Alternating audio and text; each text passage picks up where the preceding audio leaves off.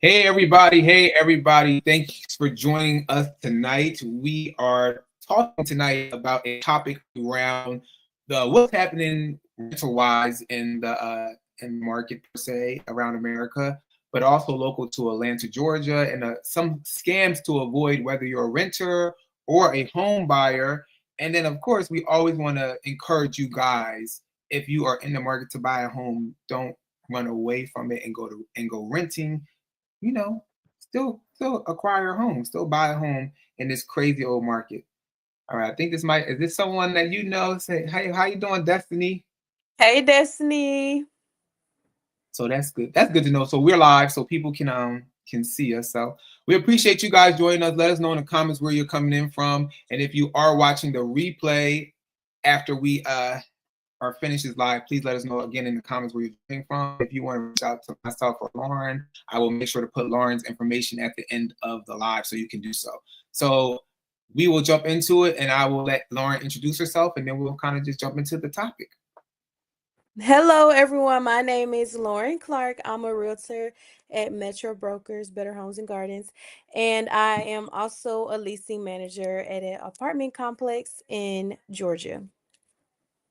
Yes, Lauren. I had to get her on this live because she intertwines with this type of field. So we need to talk about this because a lot of people are looking in this rental market right now. Let's see. Hey, Key, what's going on? What's going on? Hey, Key. And then we have Destiny's coming from Chicago, Chi-Town. Yep, we got some So landlords on the call. So today we're gonna cover um how to protect yourself from scams from the renter's standpoint and also from the landlord standpoint as well. yes. So with that, let's kind of dive into it. We'll start off on the whole thing of that scamming situation because we've been I know myself and I know I had a conversation with you. I've been seeing some rental type of scams going on. And I wanted to just kind of have this conversation so we could tell people how to possibly avoid them, whether they're trying to rent or whether they are the renters trying to create the scamming part, the fraudulent part. But so when I reached out to you, I know I had said I was like, "Hey, Lauren," I was like, you know, the last couple years per se, I had seen a big shift in the renter situation down here as far as people trying to scam, and it's a big company down here, management company. They no longer really manage that many properties, but I was telling you how they started boarding up their houses because a lot of people were I guess you could say squatting. And squatting is kind of scamming too. A lot of people were kind of squatting in these properties, and I was asking you, were you seeing like anything similar as far as what's going on when you're in? Well, I think when it comes to scamming, like a renter trying to scam the landlord, and a scam, it's levels to scamming, right? It can be like they use the fake ID, and maybe they really so it's different reasons why somebody would want to scam. Like if somebody feels like they have to use a CPN or a fake social security card, that means that there's probably something on their background, either their criminal background or their credit background that or their rental history background that is preventing them from being able to just get outright approved off their own name. So therefore they'll try to use somebody's social security card to be able to pass that credit check. So a lot of apartment complexes have minimum credit scores, some higher than others. It could be 580, it could be 600, 650. You have to really talk to the apartment complex to know. But so if they feel like it's not meeting that, or it could be like also with a lot of apartment complexes, they may have a rule with no felons. So if somebody have a felony, that may be another reason why they want to use a fake identity to try to be able to get through that background check piece. So yeah, it's different reasons why people do choose to scam. So we just want to talk about how to, look out for those signs and protect yourself against that if you're a landlord. Because I know, hey, what's going on, Gabrielle? That's your mom, right? No. Yep. Hey Okay, yeah. Hey, what's mom. going on? I'm trying to remember. This is so true. Michael Walker. How you doing, Michael? And yeah, so like you saying, as far as because I know that people have been using those CPN numbers. What is it? The CPN, I think that's what it's called. Those numbers in the form of, like you said, social security numbers, taking false IDs per se, present them. So even creating false like paychecks. Like I've seen people create pay stubs that have been faulty as far as renters. So like you said, trying to make sure you're not falling victim to it, and asking people to provide more information up front if they come to you. So this is even outside of if you are a landlord yourself. If you're an investor and you have investment properties, you own several of them, you want to make sure you do your due diligence as far as clearing all these things, because you do have different systems like Zillow, where I know some people kind of use their applications from Zillow, right? And they do Zillow does like a background check too. But you always want to go beyond that a little bit further if you can, as far as especially what's going on right now with some of these renters trying to scam landlords. And also, like, so some documents that landlords should be asking for during their application process, you want to ask for identification. So a license or a passport. And you want to use the word identification because not everybody has a license. Some may have like a, Georgia identification card. So you want to ask for that. Then you also want to ask for a copy of their social security card, and you want the social security card over the birth certificate. Some people will offer their birth certificate, but that's just showing they're a citizen, which you're kind of already getting that from the license, so you don't really need to know where they was born, what hospital. You need to know their social security card so you can like do that extra background check. And then in one way you can like kind of test to see if the social is real, like if they took a picture and sent it in online, then hold your own social security card up next to it and look with your eye, like does it have the same, does it look like yours? And then also, you can, if you Google like how to spot a real social security card, there's articles written on it, and there's one on the social security website, and it have like every year that there was a change made to the social security card. So it'll be like 1980 we added this red line, or then 1990 we did this. So that way you can also match it up to when that person said the year they say they're born. Well, then Mm-hmm. it should, because sometimes socials can look different because different Oh, years it had different things going on. So that's one way. Then you also want to ask for pay stubs. So you want to, if they're working for a company, that should be easy to get. Like most companies have HR, some type of payroll system. If they're an entrepreneur, then you may need to get bank statements, 3 months of bank statements. And you want to look through those bank statements and look at the money that's coming in and coming out. But mostly the money that's coming in, and also like where it's coming from, like the sources of it. Like if they say they're a hairstylist, then some of those sources most likely would be like PayPal's or Zelles, Cash App, things like that. All of this is just to verify and legitimize whatever they're claiming. Like if they're saying this is what they do, then this paperwork should back that up. And then last thing, or one other thing, well, you want to do like a rental verification. So you can call like where they used to live. Also, like if you're a landlord, you have Section 8. I'm pretty sure Section 8, you can actually go interview the tenant, the possible tenant, before like at where they staying at now, to see if you want to move forward with them. But yeah, so you want to call their previous place that they used to live, apartment, and just be able to talk and ask certain questions and see if they was a good tenant ultimately. And yeah, so those some of the things landlords you can kind of look out for, or ways to try to vet some of these applications that you have coming in.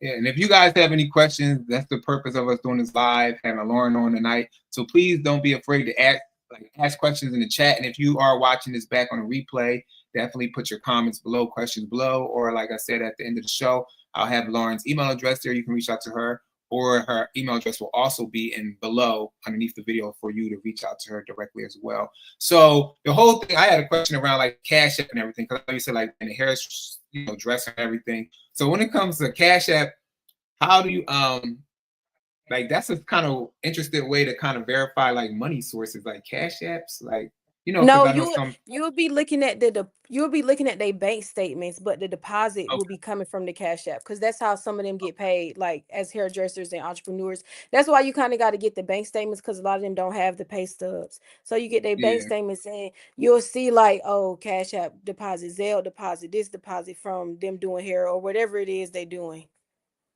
okay. Did we lose you? Did you freeze? Okay, you came back on mine.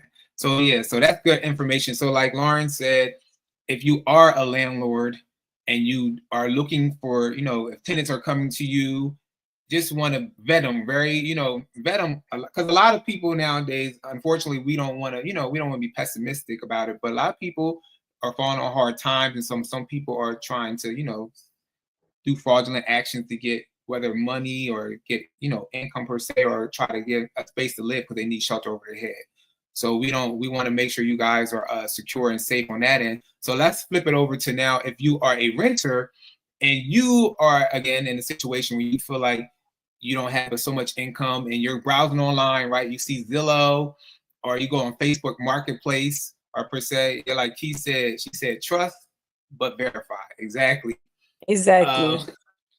But like you'll go on, like a lot of people nowadays are putting, you know, rental properties on Facebook Marketplace, Zillow. Some people are still going on Craigslist. And so say I've been noticing what's happening lately though is that people are going to like say Facebook Marketplace, right? And they're seeing property in the area and the rental amount is say the average rent in that area is $1,200, right, a month. However, they're finding this property on Facebook Marketplace or Zillow for let's say $800 a month. So have you kind of been maybe like hearing things about that? I know those are some, as far as on the renter side, if you are a renter and you're trying to find a place to live, those are some scams you might want to avoid. They might not be legitimate, actually like properties. You know, people that are not the actual renters renting those properties. Like people are pulling those pictures from third-party websites and placing them onto like Facebook and Zillow and everything. Yeah, and this real estate video I watched today, she said if something sounds too good to be true, it probably is. So, like you said, if in this area stuff is normally rented for 12, 1300, but like there's this random post of 750, 800, I mean, you should probably be asking why. Even if a landlord does want to be below the market rent to get, to get rented quicker, it probably most likely wouldn't be that much. It might be like 10% less, 10, 15% less of the market rate, not usually 40%. 50% decrease. But so as a renter, I would say some ways you can protect yourself. Well, if you're looking for an apartment, of course going to the actual apartment's location would be the best way. Go do a tour, and also with apartment complexes, see if before you sign your lease or even before you pay that security deposit, if you can see the exact unit that you'll be in. And sometimes it's not doable because the unit might not be ready. It might be being turned over / being renovated, or it might currently be people living in it right now, while you're signing the lease on that unit, but they know that that person is not renewing and will be moving out. So that's not always possible. But if it is, just always ask. Say, can I see my exact unit before I sign the lease? Even if they won't let you walk in, you still want to see where it's set in the complex and make sure it's in the area that you wanted to be in, because once you sign that lease, also another thing you can do to protect yourself, read through that full lease, read through your whole lease, so that way you can know like how much it costs if you wanted to break your lease. It can be expensive. It can be months of rent to break your lease. You want to just know about the apartment rules, like does management have access to your unit all the time? How often, or do they do pest control? You want to learn about like the community rules that may be in the lease as well, like possible things you get fined for. So just do your due diligence on your end before you sign anything. And then also like I would say with Facebook Marketplace, like the single family homes, that's when it gets kind of a little bit more tricky as far as like the scamming and stuff goes, being able to verify who owns it. But you can start off with like looking up the tax accessory and see who really X name is on the house, and then try to find that person contact info through doing some more research, and then call them directly, and then you can ask them directly, hey, just wanted to confirm that your house is currently for rent, and just kind of go from there. Hey, what's going on, Lane? She said good evening. Yeah, like I Good definitely, like evening. you said, as far as like a lot of single family homes, because those are where I see a lot of scamming happening as far as renters get taken advantage of. So like if you are on Zillow, if you are on Facebook Marketplace, if you are on Realtor.com, Julia, whatever third-party website you're utilizing to find a rental, if you notice that they are very, like she said, this is too good to be true, it might be too good, it might not be true, so definitely, like you say, you can verify the property, the owner per se of that rental unit, or it might be a company over it, might be a management company over it, depends on who's over like those units per se. But you can definitely go to the tax records, to the public records per se, And then you can find an owner there. I always tell people you got to be very careful because scammers are getting more wiser nowadays, and they're already doing this now. So scammers are already going to the public records. They're already finding who's the person that owns the house, and they're saying that they're this person. So if the person that owns the house is married, they're telling you, hey, I'm married. So you want to go a step beyond that. You actually want to find Mary's phone number. You can look it up on sometimes you can find it possibly by searching a website called truepeoplesearch.com. It's truepeoplesearch.com. And you can put the full name in there that you find in public records, and you can put the city and state in there. And then it'll sometimes pull up the person's name, the address that might coincide with what you found in the public records, and then also hopefully a recent phone number. Sometimes the numbers might not be so recent, but you want to kind of, it does require a lot of work, and I know that's why some people will reach out to a realtor to help them with rentals. But you don't really need a realtor. You can do it on your own. However, if you do want to get one, it's no harm to it. Just got to be mindful that it might cost to work with a realtor to do so. But definitely you want to make that's a question you can ask to the apartment complexes or any of the rentals. Like, hi, like, do y'all offer referral fees for realtors? Like, are you commission fees, referral fees? Like some apartments will offer referral fees, like if a person in their unit, like a resident, refers somebody, but some will also do commissions for the realtor. So yeah, ask them that too. That might even be something you can negotiate, like if they really need a tenant, like just being like, hey, if you pay the cost for my realtor, then I'll sign on. So you never know, like I feel like you can even negotiate with apartments. It might not be oh, yeah, I as, don't know yeah, that, but like you it, can. yeah, like people think like it's like kind of set in stone. And I mean some of the stuff is, but like you never know until you ask. So yeah, you can work with a realtor to help, and they do help with making sure you don't get scammed too. Yeah, like Keith said, contact the realtor. Keith is a realtor in the Metro Atlanta area. I'm pretty sure you guys watched the last video. You probably saw Keith on this live chatting with us. But yeah, definitely contact a realtor. Like Lauren said, some apartment complexes might not give realtors any commission or compensation. So make sure you know that if you are on that, and if you are using them, typically I tell people with apartment complexes, if you can, like Lauren said, if it's in the area and you can drive there, go in person, talk to the leasing manager. That's the reason why they're there. They're there to help you out. The apartment complex is paying them in order to do a good job to help you and service you through the whole process and write up the leasing agreement and all that stuff.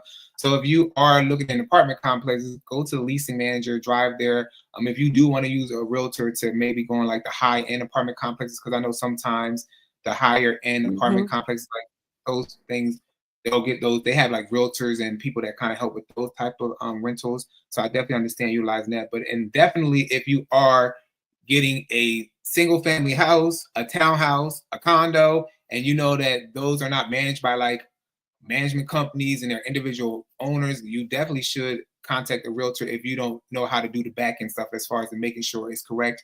Don't ever pay. And also, I've seen this happen too. And I was telling Lauren about this. Do not ever cash app no money over to somebody prior to seeing the place. Do not, don't send any Zelle, no Apple Pay or anything over to them.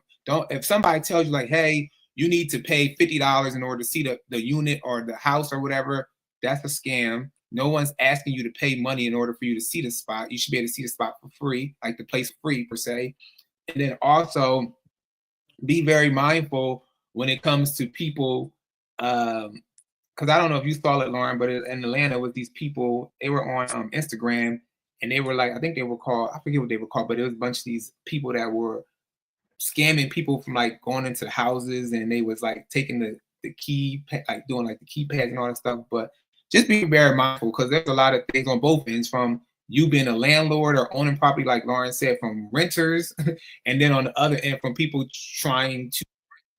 Oh, I'm getting email. Yep. I don't know if you And for the homeowners, some ways that you can protect yourself from, so like one way that people can scam homeowners, sometimes they go after homes specifically that have been paid off, and they'll basically list that home.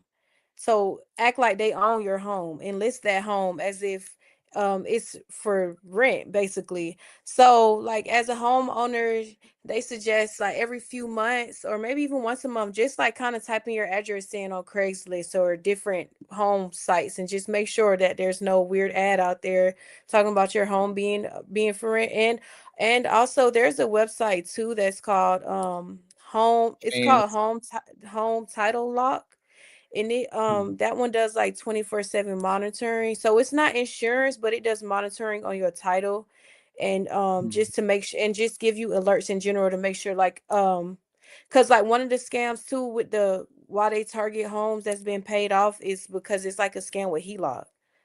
They like steal the yeah, identity and then take out HELOC under your thing. So the website Home Title Lock it does monitoring on your title. So it would give you any notification or alerts if something was pulled out under your title.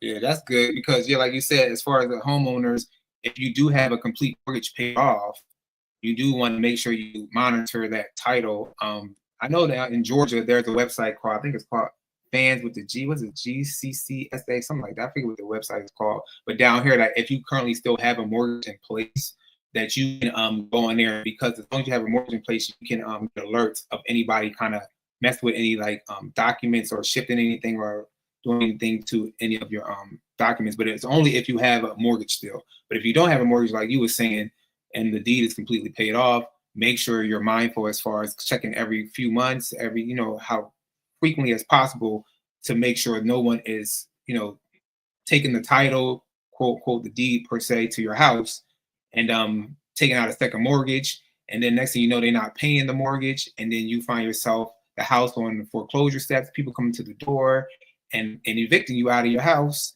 And this kind of can drive us into the whole thing of eviction process. So when it comes to, the eviction process, if you are a landlord, I guess talk a little bit about the eviction process because I know, people should kind of be aware of how long it could possibly take and things like that. And I know in the state of Georgia, we can be specific to like the state of Georgia, like what do you see in time frame for like evictions and how are people kind of facilitating those?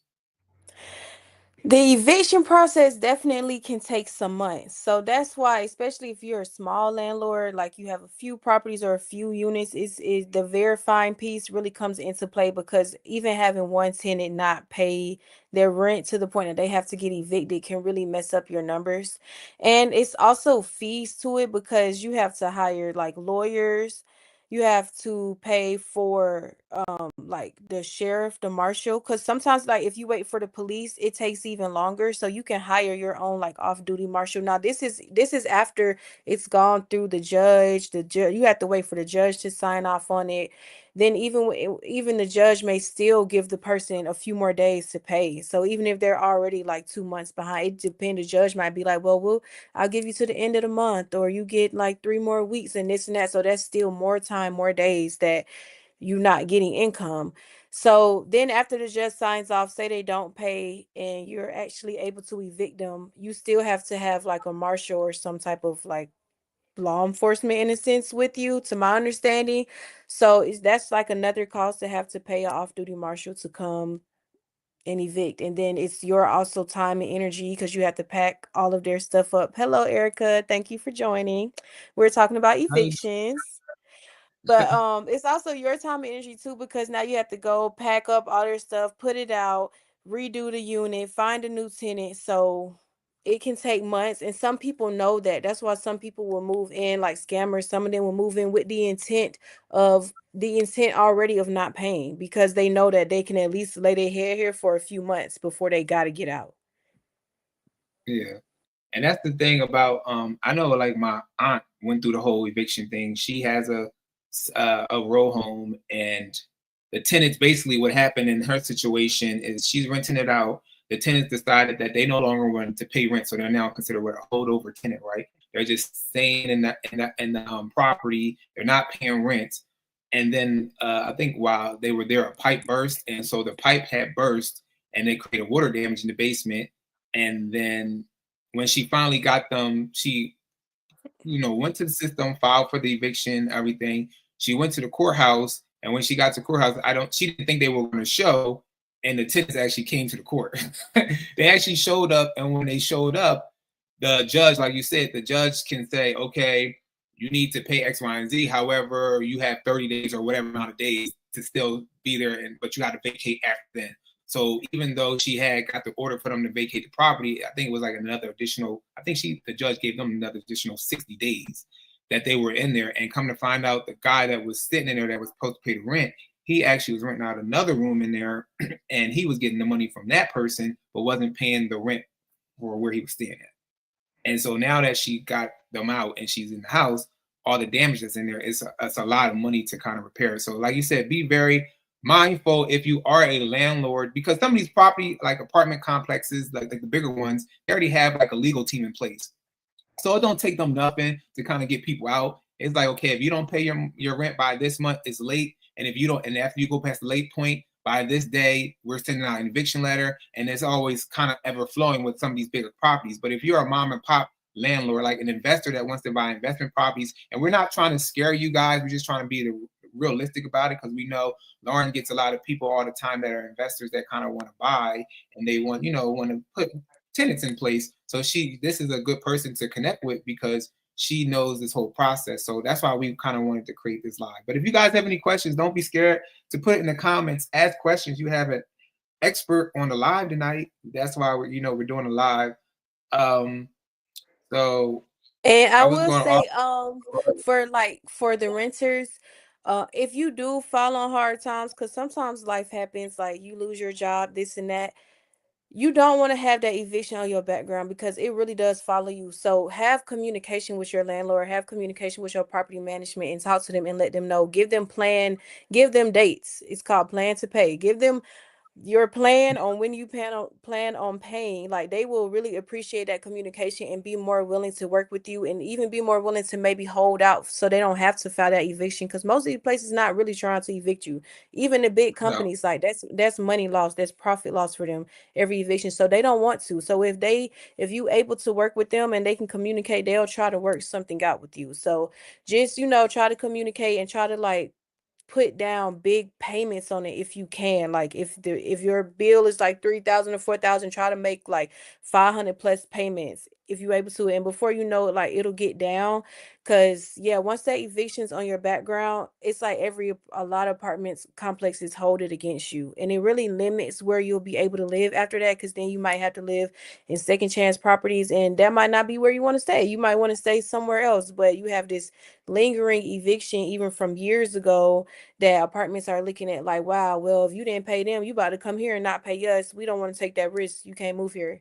So just also be careful about the roommates you choose to live with, because if your roommate don't pay and y'all get evicted, it's on both of y'all records, and you don't want to have to be that person that have a story, like, oh well, it was did it, even though you might be right, that might really be what your situation is, but all people have to go off of, because they don't know you, is your background, is the paperwork. So the paperwork is saying this. So be careful on who you choose to co-sign with, who you choose to live with, who you choose to put your name on the paper with. Like, have a real grown-up discussion together. And finances, like, if y'all gonna really be roommates and be on leases together, then you should be able to talk finances together and talk money, and make sure that everybody is within their budget, and you got even a little bit more money left over to save after you done paying your rent. And always, when you touring, make sure you get the full price, the rent, what's included, utilities, every single thing. What is the full amount you owe that apartment complex every single month?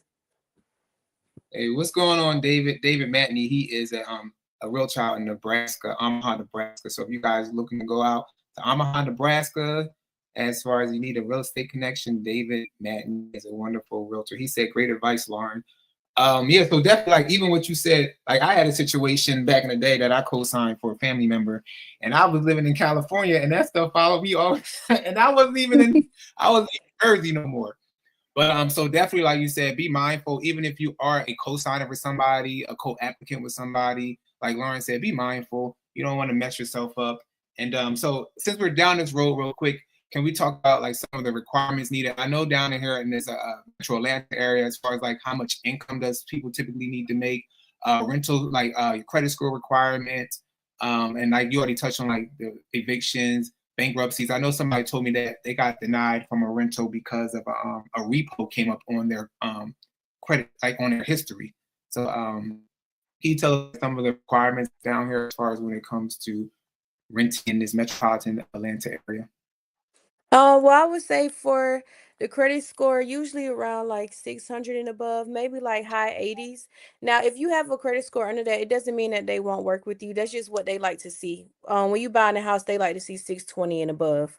So if you can be in that 600 range and up, then that's a good range to be in. Also, some apartments you have to make 2.5 times the rent income. Some you have to make 3 times the rent income. So you kind of have to do your math on that depending on their prices and on how much you bring in, and they go off your gross pay as well. And then most places is no bankruptcies, felonies, or evictions. The whole repo thing, it that could play a part in their credit score, so that probably brought their credit score down. And also if the repo was soon, then that also could affect them as well. Yeah, because I had a person too that I was working with that her other partner, he had a recent felony, and I know that he couldn't go on the application. But let's see what Destiny said. Destiny has a question. Hey, what's going on, Destiny? She said, "What's the best verification software for background checks and financial checks?" There's one verification system called Rent Prep. Rent Prep is one. For like bigger apartment complexes, they may use a system called Appfolio, and that like does it's like the full blown keeps like your residence and rent payment, and but as an individual landlord, you could call them and get a system set up with them. They don't only just work with big apartment complexes too. So if you see like applications out here that you like, that would be a good one too. Oh, there's also a site called Research GA. So this for Georgia. I'm not sure if every state have one, but basically it has everybody's documents, court documents. So if you ever went to court, been sued, uh all of that stuff is Well, called everything. it's for real. It's called Research GA, and it might be good for you to go on there and check your own background and just see like if anything criminal or something pop up. It's free. Like so that's like if somebody's been evicted or ever the apartment complex ever had to sue them, it most likely will come up in there. I know something recently came up on my background check, and I'm like, it's not even me. It's just because sometimes you have a similar name structure. So with my name being Devon, and then my middle name initial, and then my last name Clark, I always like to check to see what's happening because I know I don't have anything. But something came up with a guy who had the same name as me, but the middle name was different, and it pulled up, and he's a criminal. I'm like, oh Lord, I'm not a criminal, but I'm like, so definitely like you said, try to check things out. I do know that depending on where you guys are at, if you're working with a realtor to purchase like investment properties for rental purposes, that the realtor can connect you with any type of software system that they might utilize in their MLS. I know in our MLS, I think we partner with like Rent Spree. I believe it's like Rent Spree down here in Georgia. And then also you can utilize some, people that want to kind of put their own properties online to sell. They utilize, like I said, Zillow has a background software thing that allows for background checks. But like Lauren said, the ones that she used, they're kind of pull more, which is even better. But those are like third party websites that have different softwares that's connected to rental applications. And for credit reports, Experian is a good one that a lot of apartments use, whereas I think TransUnion is the one that a lot of mortgage companies use when it comes to buying a house. TransUnion and Experian Credit Check for apartments. So if you're a renter, you can go check your own credit score before you even apply. You go on these same sites and check your own credit. When it comes to verifying documents, try to use your own social to hold it up next to it and see, or if they submit their application online and you can't really tell if the social was real, you can always have them come bring it in person, and then that way you can make a copy of it yourself and have like a paper file or paper application if you want, but because sometimes you can't always tell stuff from pictures as well. That is true. I'm like, hey, what's going on, Amira? I think I'm saying it right. These are very informative responses. Hi, Amir. Thanks for joining. So we're gonna dive into a little bit. I know we were talking about scam situations to avoid if you're a renter per se. But let's dive into a little bit about maybe some scams to avoid if you're a homeowner or you're looking to buy a home, because we know that this is kind of popping up nowadays for people that are looking to buy when it comes to if you are at the closing table and you are wiring money over to like the down payment, the closing costs per se or whatever, and you're wiring that money over, be very cautious because of what's happening now is that a lot of people are hacking emails. They're hacking the law firm's emails. They're hacking the realtors' emails. They are hacking everybody in the situation's emails. So we want to be mindful. So if you do get an email that has a wire number in there, just be very mindful to call the actual law firm and don't call the number you see in the email. Go online, Google it, reach out to your realtor or whatever, and ask them to, verify, or you verify by calling the direct law firm and making sure that they sent you this email to verify all that. So, you have any other advice in regards to? Destiny said, "Thanks so much, Lauren." You have you have any other advice in regards to homeowners when it comes to some of these like fraudulent situations that's happening? That's one of those, that wire fraud. Well, thanks for your wonderful question, Destiny. And also, of course, the number one way to avoid being scammed is working with a real estate agent, because you're going to make sure you talk to your real estate agent before you make those major moves like transferring or sending over any money.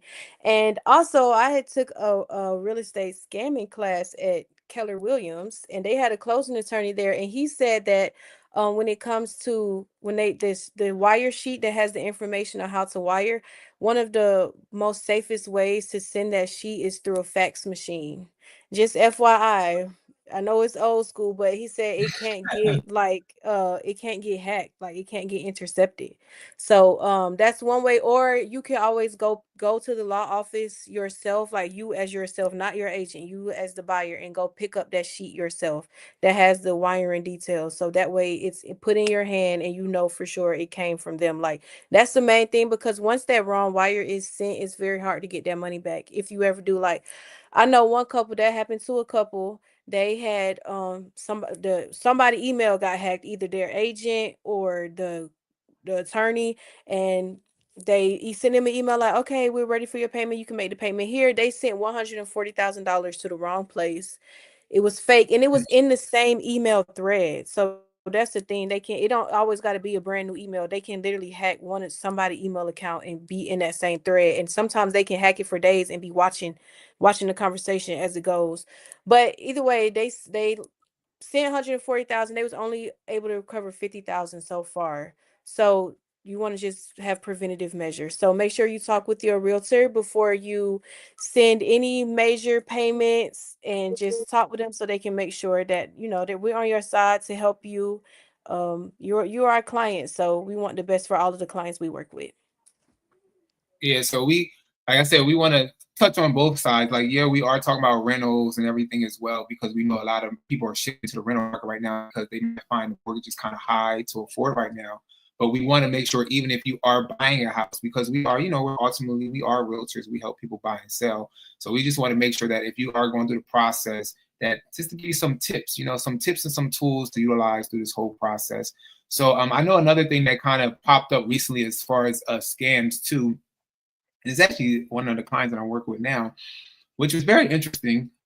He said that his mortgage company came out to his house, and since he's not currently living in the house, they put a notice on the window, like basically saying like you need to live in the house or whatever. Where, mind you, he's owned his house for 20 something years. So I told him, I was like, well, typically after you own a house, even if you do FHA, VA, or whatever, you only have to live in it for a year per se, and then you can rent it out going forward, like after a year and a day per se, right? So I was like, why are they sending you, that? So I said, so again, like I told him, I said, you should call the direct mortgage company. Make sure you call the direct mortgage company, because what's happening now is that there's a lot of scams going on, and people are basically trying to find ways to take money out of people's pockets. And what people are doing is that even like they're putting stuff on the same, like Lauren said, they're getting in your email threads. They're also printing out documents with the same letterhead. Everything is to make you believe that this is somebody contacting you. So you should be very mindful and try to go Google it online and find an actual office, or actually drive down to the office. If you're local in the area if you're just drive down and say, I'm receiving this, be very mindful, because people are finding ways to create more scams in this type of economy right now. We're going through a very volatile economy, so people are trying to find ways to get money. So just be very mindful. How about you? Have you seen the other type of scams pop up on the end of people trying to buy homes outside of, I know, the stuff we kind of talked about and everything? Have you seen anything else? Well, just that's what I'm saying. Like, uh, the house even being listed with the realtor, I think that that helps a lot too, as far as it being actually for sale, right? It's listed with a realtor, and then you can verify that realtor as well. And then also, just at us being realtors, us just making sure that we're verifying that everybody that we're working with are real people. So the realtor on the opposite side is actually licensed and real, like the mortgage company is real, like that whoever is in the closing attorney, making sure that that's a good closing attorney, and that like we have to do our due diligence too to protect our clients as well. Yeah, I agree. I agree. So, I think we kind of talked. Sorry if I'm looking down. I'm looking at my phone of like the different questions. That's. I guess we can kind of touch a little bit about, even though we talked about a little earlier, kind of go into detail with something around like squatters per se. I know we kind of touched on it a little bit, but just to be mindful that depending on where you're at, I know now Georgia had put in place, and I think Florida and a couple other states put a squatter bill in place. Um, in regards to trying to eliminate the squatting situation that had been happening in the pandemic. It really created like an influx of a lot of people squatting in people's homes, apartment complexes, and all those things. So when it comes to squatters, maybe some things that people could do, some tips. I know one of them, I'll say you could put some cameras out there. And like I told you, the one place that a client and stuff that we were looking at had like boards on the windows and different things like that. So what are some tips that maybe people could possibly do, Lauren, when it comes to people trying to squat in any type of properties or units in like complexes? I do like both of those ideas, this security cameras, and just having alarm systems in general, motion detectors. I like the boards on the windows, but that might not be the most appealing look if you're trying to sell the house. Just something to keep in mind. But you can have motion sensors on the windows as well. And another good way is to walk it. Like, don't like if you have something vacant, because even if you're not selling it, but let's say this your second home, this your vacation home or something, it's important wherever you buy real estate at to try to have feet on the ground there, boots on the ground there, somebody you know there who can stop by that house and check in on it, and walk the whole house and open the doors and make sure that nobody has been let inside. So, or if you an apartment complex and you have units that's vacant, walk those units throughout the week. Make sure that yeah, nobody, and even not even just a person, rodents, animals, things that can get in and nest, bugs, certain bugs that just can create families and colonies. Like you looking for all of those things and making sure that it's just being kept up. So when it is time to be rented out or it is time to be bought, it's a quick clean, it's a quick flip. You don't have to, that's why also with sellers, like when you're ready to sell, like genuinely it's good to genuinely be ready to sell, so you don't have your house sitting on that market, sitting vacant, and people know, oh, it's been listed for 90 days. I mean, nobody been in there 90. It's been, let me try to just see if I can even get a week in there, 2 weeks in there. So that's why it's also good for sellers to, just be on that timeline of like, okay, let's get it sold, so it's not sitting there vacant too long. And then also when your property is sitting vacant for a long time, outside of squatters, you have the natural occurrences of life. So now, like, possible leaks can happen, windows can break, doors can crack. So it's like the longer sometimes you hold on to something, the worse condition it can get in. So it's just good to have like that talk with your clients up front about their timeline of selling or renting. So again, you guys, thank you for joining us tonight. We're talking about, what the rental market is looking like, the overall picture, scams and things to avoid per se, whether you're a renter, a landlord, a home buyer, a home seller. We know we Oh, and always want to kind also, of we can. Sorry. I just had something come in from one of our viewers to my Okay. phone. But Okay. That's okay. they so Rashonda, my cousin, she's also an investor, homeowner, house flipper in Washington.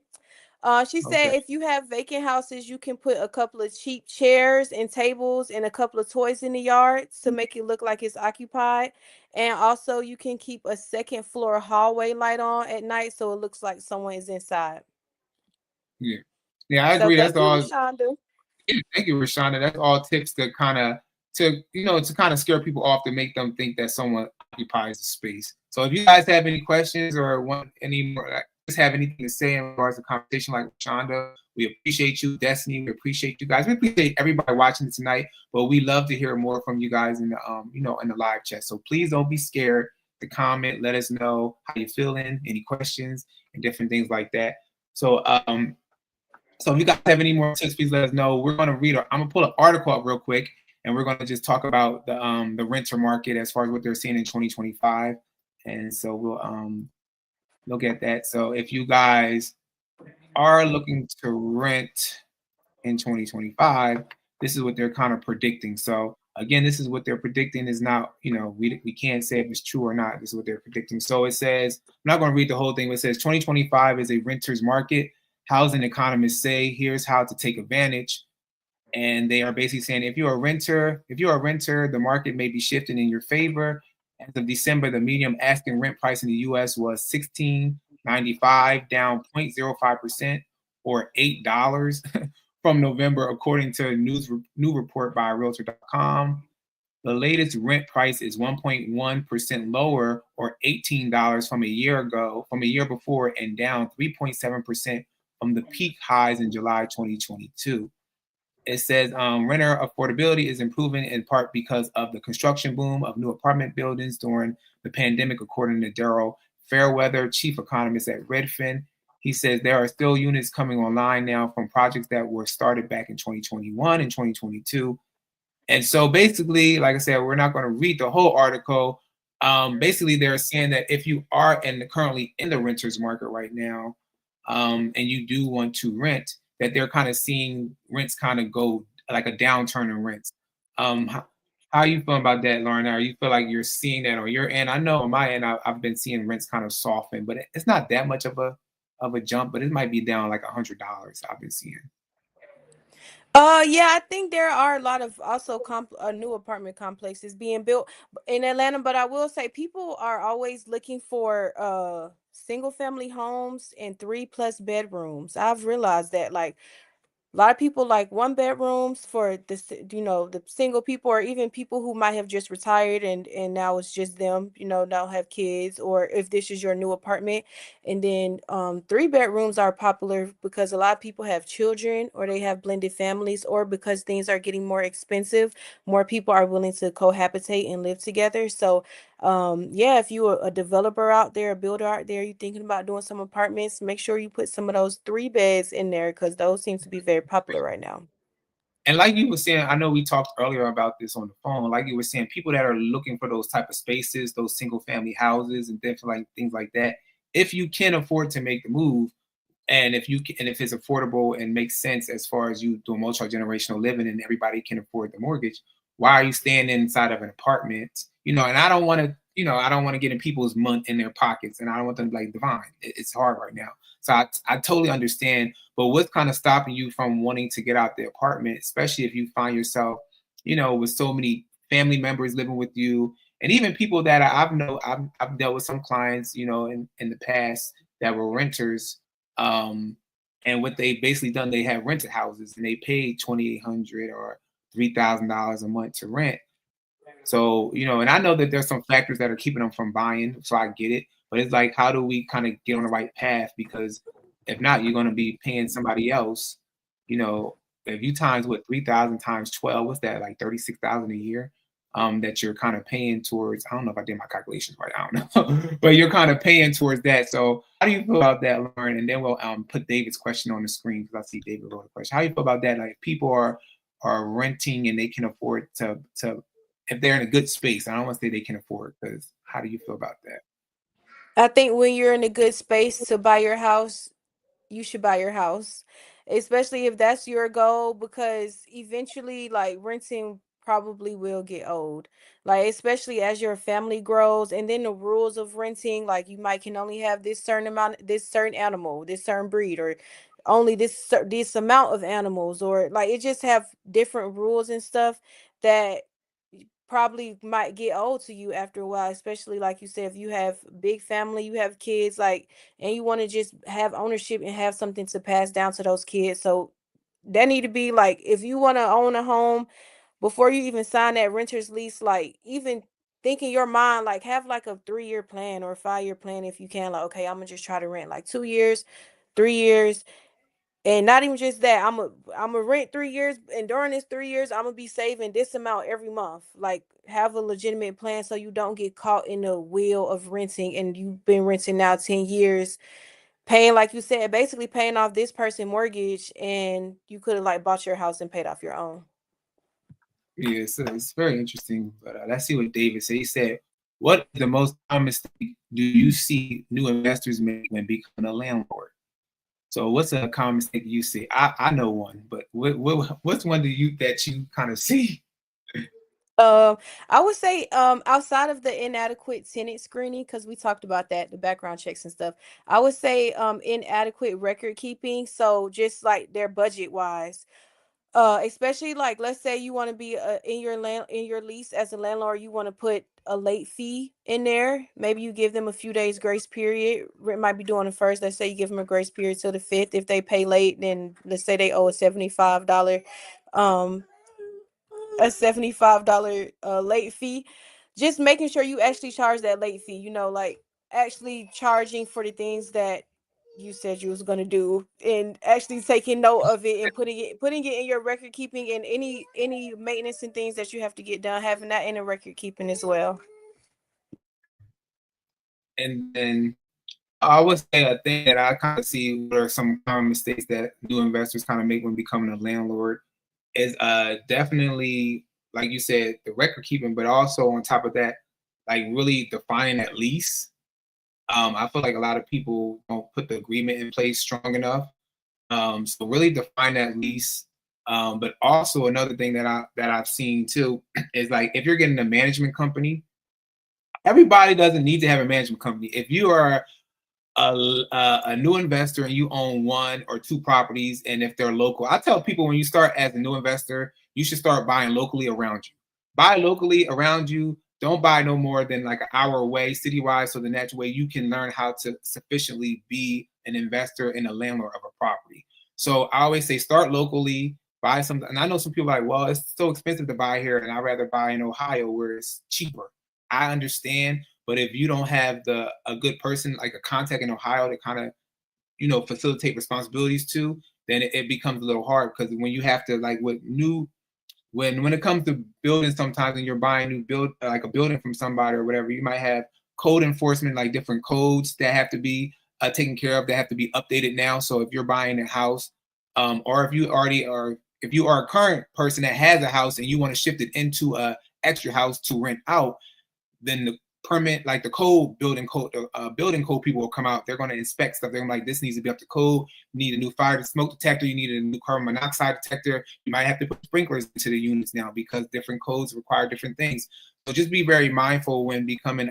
Those are some mistakes I kind of see. I feel like a lot of people jump into becoming new investors or landlords based off of what they might see on social media a lot of times, and they don't know the intricacies of like what may happen in their local city and their local town. So just be very mindful of that. And like I said, if you are going to get a management company, typically you kind of see management companies with people who have more units. But even if you do get a management company, make sure that management company also knows not to put the tenants in contact with you, because this happened to me before. Do not put the tenants in contact with me. That's the purpose of having a management company, right? So they don't have my direct phone number. So yeah, so those are some common mistakes I kind of see with new investors. Let's see what David said. He said, we are seeing more laws being proposed at our state legislative around expanding tenant screenings and fees. Okay. So how do you feel? So I got a question then. And I know this changes depending on what type of software system you use or application systems you use per se. What are you kind of seeing like the typical rent fee kind of being when people are like trying to rent, whether they're renting an apartment complex, or what do you feel like is a good fee for a landlord to charge for an application for the renter? And I know a lot of it kind of goes off of whatever the systems are charging you and people kind of offset it that way. But what do you kind of see? Like, what are you seeing with like the rent fees right now? Some apartment complexes charge an application fee and then an admin fee as well. So those two separate fees can add up and even get you to 100 if they did $50 for each. Some applications can be free. Some can start at $30 and kind of go up from there, or $25 and go up. Um, yeah, Destiny says she thinks $75 is fair. Okay, 75. Yeah, I feel like 75. And then as a landlord, it can like kind of help weed out people who might not be as serious. Like if somebody's willing to spend $75 on your application, just for the application to be seen, and they might could be more likely more of a serious candidate for actually, if they get approved, actually renting out. But some, like the bigger apartment complexes, there might be one of their specials going on, like free to Yeah. apply. But yeah, somewhere between like $30 and up for sure, but like that 50, 75, $100 range with all the fees included. So I have another question. My dad was supposed to be on here tonight to ask these questions, but he ain't around. So I'm gonna ask him for him. But because the thing is about, like, my dad is up north. I'm down in Georgia now, of course. But I'm I originally come from up north, and it's different things that are different in the state of Georgia, right? When it comes to renters, we don't have an administrative fee up north. Like, unless this just happened recently, I don't know. But in Pennsylvania, Jersey, New York, I haven't seen that inside those fees. So what exactly is an admin fee in Georgia? Oh, there go my dad. Now he want to come on. What's going on, Dad? But what is it like? What is the admin fee? And then I'll put my dad's question up here. A admin fee is basically just like a one-time charge that a landlord or property management company collects from tenants, basically covering the costs associated with the application. So including like the background check, the credit checks, and other administrative tasks that's involved in setting up the lease. Oh, yeah, because when I first moved down here, I was like, what are these extra fees? What is going on? Like the admin fee, got the application fee. Because up north, typically you'll pay first month, last month security. Down here, they might ask you for like first month security, admin fee, this fee. I don't know. Are they changing it now? It's like first month, last month rent down here, like security, first month, last month now, or are they still doing like first month security, admin fee, application fee, this fee, that fee, move in fee, move out fee, this fee? Like, it's a lot of fees down here. Yeah, and they did pass a law that you can't charge more than 3 times the rent and income for the security deposit. So basically, what that would like, what some apartments might do is like, if your credit's low, they might be like, okay, well, can you pay a month of security deposit and then first month rent and last month rent?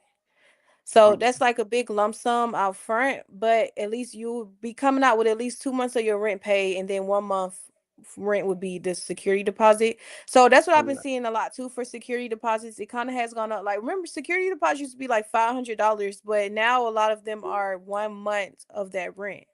And that's because landlords need to be able to uh fix anything in their apartment. If you break it beyond the normal wear and tear, if they have to replace that carpet, that could be hundreds of dollars. Like, so tenants, the best way to get your full security deposit back is to return the apartment how it was when it was given to you.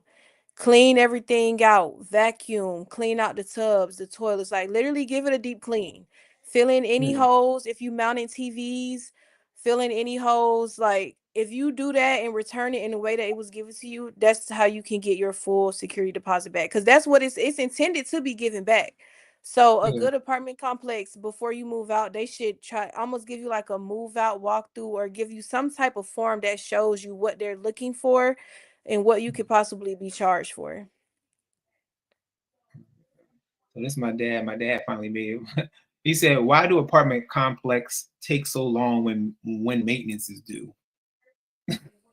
No, that's a common thing I get. Like, people be like, "How's the maintenance man here? How's the maintenance here?" Because it's like, oh, just in general, maintenance men have like a reputation sometimes of just kind of taking a while.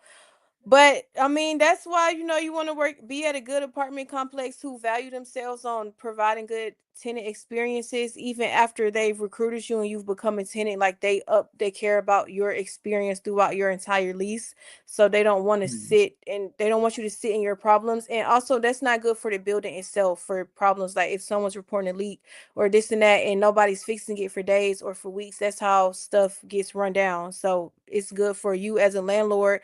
That's why you need to make sure you have some type of savings for these emergencies. So when they come up, you have like a handyman or somebody who can come and fix it so it's not just sitting there getting worse. Cause that is our responsibility, landlords, like to fix like those major things that happen, like those leaks and those major things. That's what the perk of a person renting is, that they don't have to take care of all that stuff. They have somebody, the maintenance guy, that they can come who can come fix it.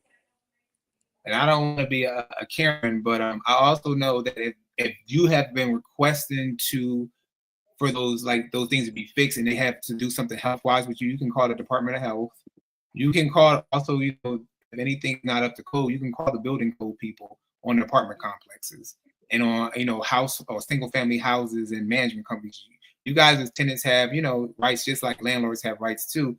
And if things are not, as long as you're actually following request, they're putting the orders in, and if they're not being basically like being done in a timely manner per se, you can reach out to these different departments and ask for and and kind of I don't want to say tell on the landlord, but you could tell on the landlords. My dad said, why apartment renters have to pay storage and water? So this is what I was telling my dad on the phone. So I realized down here in Atlanta, a lot of these apartment complexes will allow or request that that the tenants pay the storage and the water like inside their bills, their rental apartment bills. And I know that some apartment complexes, I think all of them down here in Atlanta, really, it's different when you buy a single family, rent a single family home, but they have a location. So like the single family home has an individual meter, but the a location that can mean like 1 meter for the whole building. So it could be like one water meter, one storage meter for the whole building. And then what happens is when that bill comes in for that building, or whether it be the whole apartment complex, then they divide that bill up and give it and like individually send it to the tenants and put it inside their rent for that month. So my dad, when I was telling my dad about how they kind of work down here with renters as far as the storage and water, he was like, "Well, they don't do that up here in Jersey. So why do they do it down here in Georgia?" I know that might be hard to ask, like a question to answer, but I noticed that is a fee that they include into the rent down here in Georgia. He said, why isn't those fees Oh, included in why? I guess he meant to say why are those fees included in the rent payment? yeah, for some it's charged like separately. It's kind of dependent on the city that you're in. Okay. So like your city, the city that you in will charge the sewage or the water. And some apartments usually have like a set fee for the water, so it doesn't change every month. Yeah.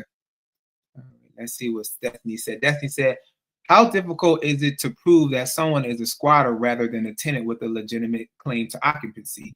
Any documentation property owners should keep handy for evidence or security.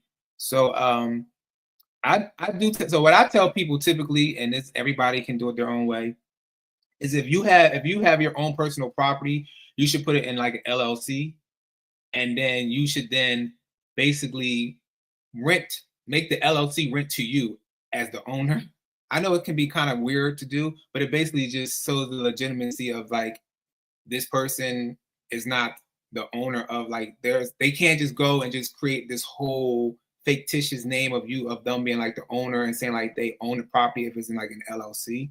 I know it's kind of interesting, but that's what I typically tell people like to kind of put an LLC. And you can also like and then you can make the LLC rent it to you. Um, but what do you think, Lauren, as far as this question that Destiny kind of put in place? Well, in Georgia, squatters' rights, like a squatter basically can try to get adverse possession. So a squatter is a person that has unlegal rights to a property without legal ownership or permission from the property owner. So basically, like a squatter right slash adverse possession is basically when the squatter has lived there for a certain amount of time, they're able to claim possession of the property. So in Georgia, that amount of time would have to be 20 years. And Mhm. squatters in Georgia, they must, in order to even claim adverse possession, they must meet these five requirements. So it must mean that the squatter, it must be hostile, meaning the squatter must not have a valid lease or rental agreement with the owner. Number two, the squatter must actively have lived in the property for a certain length of time. Number three, the squatter's possession of the property is open and obvious to neighbors or anyone else, meaning they aren't living there in secret or trying to hide their presence. Number four is exclusive. The squatter does not share permission of the property with anyone else. And number five, continuous. The squatter must hold continuous and uninterrupted possession of the property for 20 consecutive years. So basically, technically, just saying if the squatter has not lived there uninterrupted in all of these five things for 20 years, they can't claim access. But definitely having that lease on hand would help. And if you have documentation of any time that you've tried to notify them that they can't be there, like printing it out and putting it on the door. And if you have I would call the police too, like immediately if I first noticed squatters who wouldn't leave, and then have that documentation too to show in court that you even had to get the law enforcement involved and all of that, and then have your deed too that shows that you actually are the property owner. But yeah, at a certain point, if a squatter does live in a vacant place long enough, they can claim adverse possession, but it takes years to do so. And I would also say too, I know you say you're in Chicago, Destiny. I would say reach out to maybe a local realtor that might know more of the law around there when it comes to squatter situations. Because I know in Georgia, like I said, they passed a house bill down here for squatters. And what's happening now is that if they show up at a house and they don't belong in that house, and they present, and if the sheriff shows up there and they can't present a lease, then they automatically are taking them out of the houses. It's called, I think, like an affidavit. It's like some type of affidavit now. But also, if a squatter presents a lease and it's a fictitious lease, they're now making them come to court. They have to actually like make sure this is legit. And if it's not legit, they have to, if it is or not, I think you have to go to court. And if you are, if they find that it is not a legit lease, they are now finding people and locking people up in the state of Georgia when it comes to squatters. So I would definitely say reach out to a local realtor in the city that you're in, the state that you're in per se, and also reach out to a local, a lawyer per se, just to see what are your rights when it comes to owning property as a landlord in the squatter situation, and see what kind of documentation that you were asking for here that might come in handy in case you have any squatter situation. But like I said, you can always put your property in an LLC and rent it back to you. That's another way to kind of avoid some stuff. Michael Gordon, and what's going on, Michael? How you doing? It says, why do owners use management companies and not employ their employees directly? So we kind of talked a little bit about this, but what do you feel, Lauren? Because he said, why do owners use management companies and not employ their employees directly? And I'm like, like I said a little earlier, I'm not if you're a mom and pop investor, you own one or two houses. If you can be able to sustain that and do your own, um, your own management over it, I feel like that's a good way. I feel like, and I also, my whole big thing too, right, is like, in order to understand more, you should also do in the beginning. You should know how to, be able to manage your own property, whether it be one property. I'll start with one property. That's how I feel. Start with one property, know how to manage it. So when you do bring on management companies, you know how it kind of runs and how to facilitate things. But he said, why do owners use management companies and not employ their employees directly? So what do you feel, Well, Lauren? some will use management companies because it's kind of like a one-stop shop in a sense compared to you being, if you wanted to just individually hire all of these people, like individually hire your leasing manager, your property manager, the maintenance, like you just hire the management company and then they do all of that. So some of the things that your property management company would be helping with would be rent collection, screening tenants. So they should already have access to all of those websites and the resources that you would need to screen tenants. Maintenance and repairs. So they already have like they help you with the interviews. They help you with finding these qualified people to actually get a good maintenance man. They already have the connects on the construction people who do the renovations and all of that. The property management will help with marketing as well. So they even can help with creating your budget for marketing, like if you want to market on apartments.com, or if you want to pay on Facebook, if you want to do like they have a lot of experience with budgeting too as well, especially when you talking like you have 150 units, like actual big apartment complexes, channeling and managing all of that budget. They help with that. They help with negotiating leases, and helping you find tenants, so ultimately having lower vacancy rates. And yeah, so I think that they're good. Definitely when you're on the you have a lot more units. So like that's Um typically what you were saying as far as that you were saying that with the management companies, like you said, more units. I think he kind of put that in the chat. But like you were saying, they're not going to hire the management company comes more prepared, can facilitate more things, might have it, have everything in place like HR departments or whatever they kind of put in place, because I don't know if they have them with the management companies, but they outside of just hiring directly an employee, like say if you had your own apartment complex building, like and you was like, let me just hire the employees directly and not get a management company. But the management company can kind of put things in order so things kind of run smoothly. That's what you're kind of trying to say. I think that's what you were saying. It said, which would you recommend for a 126 unit property? I would recommend management company.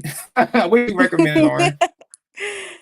yeah, I'm gonna go with management company as well. Even if like, so basically, if you're trying to decide if you need a management company, these are some of the things you should be looking at: the size of your property, the property type that you have, the location of your property, the team size, meaning how many people need to be on site every day to actively run it, um the manager experience, and your availability too as well, and also training as well. So those are like some things you want to be thinking about when it comes to your property. He said the 126 unit is about halfway renovated, and they want to renovate all 126. So even if you don't have a property management, you definitely need a project manager or somebody who's there to Yeah. run the renovations of all of that. So the property management is there to really help keep you organized in a sense. Like you don't have to have a property management company, but you just have to be willing to dedicate yourself to that. Like you need to be the property manager then if you're not going to have a company. You know what I'm saying? You need to be the one that's out there hiring all of these people, doing all of the interviews, training people and walking them through their jobs, doing the auditing and looking at the budget. Like if you're not going to have a property manager, then you need to be okay with taking that role on.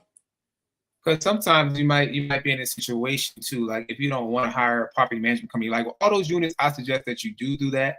However, if you don't want to hire a property management company, I've seen some apartment complex with less units. They'll hire like an on-site, quote unquote, I don't want to say landlord, but really it's like a landlord. Like it's a person put in place. They might live in one of the units, and they're almost like, even though they're not really maintenance, but they kind of walk the building as such. They kind of, facilitate things. They knock on the doors in case to collect payment for rent. So I've seen that for lesser units, but in a situation with so many units at 126 or above per se, I would definitely say hire a management company, just because, like Lauren stated, they, they train, these companies are trained to know how to work, basically to smoothly work through the whole situation. As far as your units, people are walking the buildings frequently. You have somebody in place at the complex, sit at the complex to facilitate leases when they come in, management team to tour the units with the new renters or applicants that are interested in the building. So I definitely would say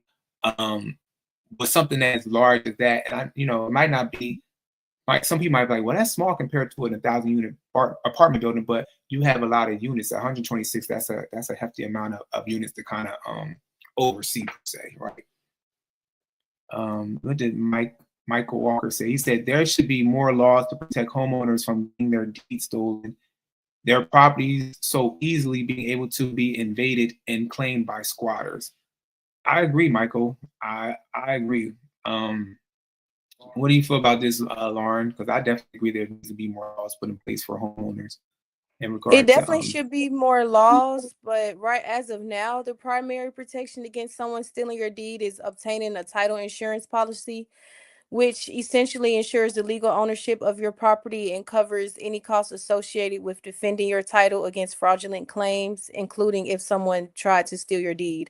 So you always want to get in title insurance, which you can purchase when you buy the house, and then also monitoring your credit report. So making sure you're staying alert if anybody ever tries to pull a credit card out in your name, just anything trying to do with your ID that you didn't authorize, and just staying vigilant with your mail too. Like a lot of important documents get sent to your mail, so making sure that you're opening those and just reporting any suspicious activity. And I know some people sometimes will have a registered agent. I know for our business, we had a registered agent in place and it wasn't us. So when they look at the LLC, it might be a registered agent in place where some of that mail kind of goes to. It can go to a law office, it can go to a local building space per se, as far as that collects that mail, or it can just go to a person that you might know, if they're willing to give their address and be the registered agent for that house. So definitely you can put a registered agent in place. But yeah, I agree, like what Lauren said, as far as, and like Michael was saying too, put more laws in place when it comes to people stealing the deeds. But be mindful, like we stated earlier, that if your house is fully paid off, you want to make sure you're checking the title, per se, the deed, every couple months. No more, no less than every year per se, just to make sure no one is trying to have, stolen your house, took out a second mortgage on your house, and those things. And if you are currently having a mortgage, I know in the state of Georgia there is a website in which you can see if any of that documentation has been moved around. So definitely see local to your state and your county. You can reach out to a realtor, a law people there, or even the city council, city hall building, or city tax assessor building, or different buildings, and just ask them, do they have anything in place to monitor any documents when it comes to like the deed or anything on your house if you still have a mortgage. What did Michael say? He said, which state, Michael Walker, we talking about? So he said, what state we talking about? So yeah, if you guys have any more questions, let us know. I can't keep Lauren but too long, but because we kind of went over a little bit over time, but we appreciate everybody being here asking all these questions. And this is definitely a time to do so, because you have a wonderful agent here that is great in the sector. So I know we did say we wanted to touch a little bit on like what the rents are looking like in the market of Atlanta.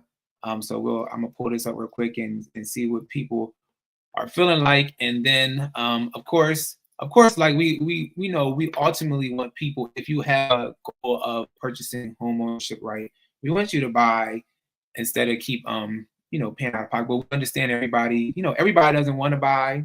So I don't force people into buying.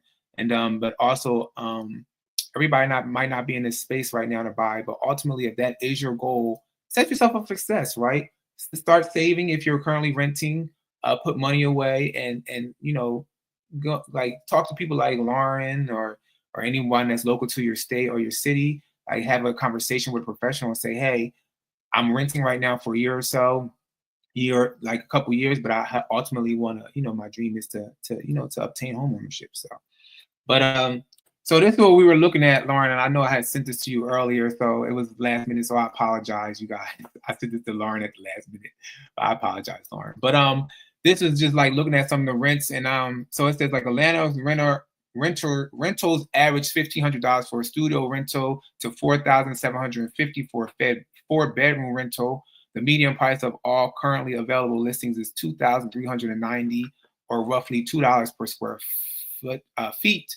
For apartment units in housing in February 2025, the median rents have fallen substantially over the last year. Studio rental prices have decreased by $663, 30% year over year, from $2,163 to $1,500. One-bedroom rental prices have decreased from $200 by 10% year over year, from $2,000 to $1,800.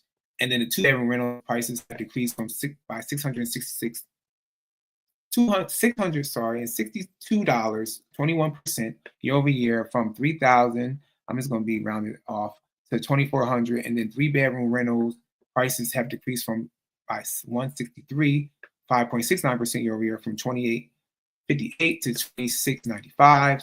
And then roughly, so basically it's showing how the rental prices are kind of decreasing.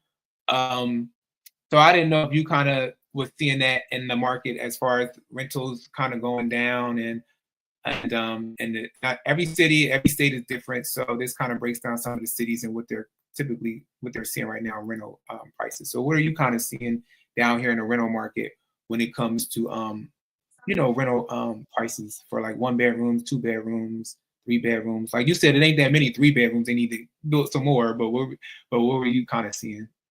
Yep, and someone just put, how is the market for townhomes if we want to rent out townhome in Georgia for 3 bed?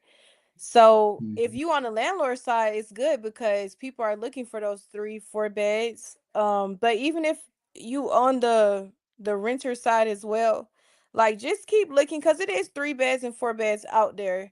I just know that they're highly acquired. But in general, though, yeah, rent prices are kind of going down just because more places are being built. But if you're a renter, you can use this to your advantage because call around and see what apartments have some specials going on. Because if they're starting to feel the competition, apartment complexes are going to start offering some type of special, maybe a free month rent, maybe like a gift or something on your move in, maybe a lower security deposit. So make sure you're touring and you're asking what specials are available for you. I appreciate you joining, Nikki. I know Nikki. Appreciate you joining tonight. But yeah, so we just kind of wanted to pull that up. We're not gonna put it up too long, but we were just kind of talking about like, because people have been asking like, what are the rental prices looking like down here in Atlanta metro area? And I know in some spaces in some states and cities, prices are actually, either staying steady or they might be going up because they're not building as many apartment buildings or new builds or different things like that. But I have been seeing those rental rates in Georgia kind of softening a little bit. And like Nikki was saying, she said, how is the market, like you said earlier, Lauren, for townhomes if we want to rent out a townhome in Georgia for 3 beds? And that, like you said, that those type of homes, 3 bedroom, 4 bedroom, 5 bedroom, like the one client I work with now, they need a 5 bedroom house. It's like people want, like you said, a lot of people are moving in together, living together, multi-generational living. So people want more space. So and they're willing to pay a nice amount for it, which is crazy to me. I'm still trying to wrap my head around it. What's going on? What's going on, President Floral? That's my friend Jerry. I'm still trying to wrap my head around people paying so much to rent. And like I understand, I understand it. I get it. There's some situations that happen. Maybe the credit's not the best, so they can't obtain a mortgage and they want to buy a house. Or maybe something, some documents are not, in the proper place that they need to be per se. Or they might not have enough saved per se, and they might not qualify to, because I know some people might not qualify for down payment assistance programs because they make too much income wise, right? So then they're like, well, I don't have enough saved yet, So they're getting into some of these single family houses and they're paying a nice penny to rent, when that could be going towards, creating equity in their in the long run. So what do you feel about that, Lauren? Yeah, because even with the townhome question, I probably would try to buy a townhome, honestly. Because you can still kind of find some affordable townhomes even in the city of Atlanta. So like if that option is available to you, you have a little savings, I probably would try to buy a townhome right now, than to rent one. But renting, that's of course always an option. But they do have some decently priced townhomes in Atlanta. So be on the lookout for those as well. And if you are a landlord or a person that owns a townhome and you want to rent it out, um, I don't know if you've been seeing, but like, what are maybe some reasonable, and I know this is very specific and local to the city, the area, as far as what rent prices might be going for in certain spots. But let's just pick a part of like Atlanta. Let's just say the West End. I don't know. That's like a I'll random say spot. maybe like you say, it can range, but maybe like 1,600 and above, 1,800 really and up. And then also like individuals who own single family homes, their prices might be a little cheaper because their house is already paid off, so they're not having to worry about at the y'all rent payment adding that to their mortgage and stuff like that. So theirs might be a little bit cheaper compared to somebody who is charging rent because they have to pay off their mortgage, if that makes sense. But I would say for Mhm. like a 3 bed, somewhere probably like 1,600 and up. As a landlord, you can maybe make more money off that if you was to rent it out by room and just say you charge each room like $700 or something. That's 2,100. Um, So it's different ways to reach your goal. You can have one lease with one person, or you can rent it out by rooms. And the room thing not bad if it's roommates, like all the roommates know each other. It can kind of get tricky when it's like three completely different people. But if it's people who know each other, they just under different lease agreements, like college students or just people who need early graduates who need rentals, who are fine with sharing and stuff. So yeah, that's what I'll say. Yeah, and one last thing, I guess, before we close it out, too, because I don't want to keep Lauren too long, but also in the sense of if you own, if you have a house as well, like this is what I tell investors, and I know it can be hard, especially when you buy your first house and you're investing. Try to make sure you can cash flow, and if you want to try to cash flow at least, I always tell people at least $500 a month if you can. The ideal is if you can possibly cash flow 1,000, that'd be perfect because that money would then go, aside. A percentage of it will go aside for any maintenance, any upkeep that might come along in the coming months because there are going to be things that happen in houses. Even if you're a homeowner, things break. Storms happen. Things pipes burst depending on where you live at. So just be very mindful of that. And like Lauren was saying, if someone has a home that they're renting out and they don't currently have a mortgage, they might be able to stabilize that rent. So you're not having to pay as rents are increasing per se. You might not have to pay that new amount because they don't. The only thing that might have went up on the house might have just been the property taxes and the home insurance, but they still can make do with what they were already charging you, and they still, cash flowing or bringing in some income compared to somebody that might have a mortgage and they're like, okay, my insurance went up, my taxes went up, my HOA fees went up because if you're in the HOA community, they're like, okay, I have to shift this rent and price it up. So just be very mindful about that because we are living in an economy right now where prices are shifting, and even though we're seeing some softening in Atlanta, but Atlanta is not every market, it's not every state and every city. So so any final words before we jump off of here, Lauren? I appreciate you joining me. I'm going to put Lauren's information up here if you want to reach her while she gives you guys some final words. Well, firstly, thank you to everybody who joined, even if you only joined for 5 minutes, we just appreciate y'all time coming to listen to us speak. And we'll leave you with, in the words of Key, trust but verify. That can be Yes. used in all aspects of your life. Yes. So if you want to reach Lauren, again, her email is lauren.clark@metrobrokers.com. That is her email to reach her. Her email will also be below if you're watching this video on a replay inside of the caption below. Her email is there along with her Instagram. If you want to follow her on Instagram, reach out to her via DM messages on Instagram. And like Lauren said, like Key said, one of our fellow colleagues and realtors, trust but verify. And we appreciate you guys coming on tonight with us. And hopefully we will see you next time. All right. Yes. Thank you, everyone. Thanks, Devon. Yeah, no problem. No problem.